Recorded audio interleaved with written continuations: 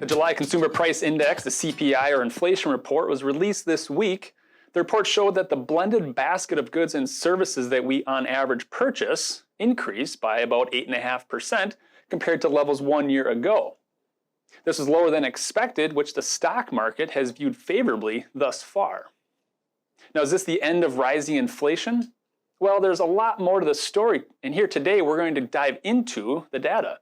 Now, if we take a look at how the Consumer Price Index on a year-over-year basis has changed, as well as the underlying basket, what we can see here, we're going to zoom in here on more recent time period, we've had a pretty dramatic increase in inflation. We know that, and we're aware of that.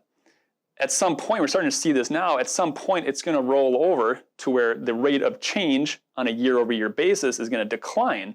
Now, the important piece, though, is that even though the rate of change might decrease, we still will see or possibly see the overall basket of goods increase in price just at a lower rate. Now, it wasn't that long ago when 8.5% inflation was a multi-decade high. In fact, we hit 8.5% just 4 months ago in March, which at that time the market was pretty sour on. So what is different this time around, and why is the market cheering 8.5%? The stock market's reaction tells us a lot about how it views inflation. Now, here's an important point. Oftentimes when it comes to economic data, the market cares more about the trend than the actual level. Tying into our recent topic in the jobs market, we look to data on average hourly earnings, which is the price businesses pay for labor. Here we can see that average hourly earnings have been rising overall. This appears to be good news for workers broadly. The caveat, however, is that this is a change in hourly earnings before adjusting for inflation. When we combine average hourly earnings and inflation-adjusted hourly earnings, what we find again is two different stories here.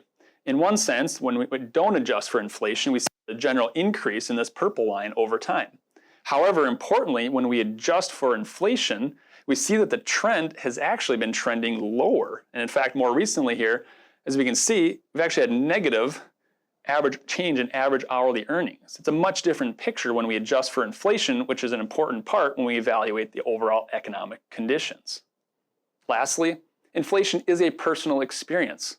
As individuals, we rarely experience the average, which is why we advocate planning and investing based only on how you are living your financial life.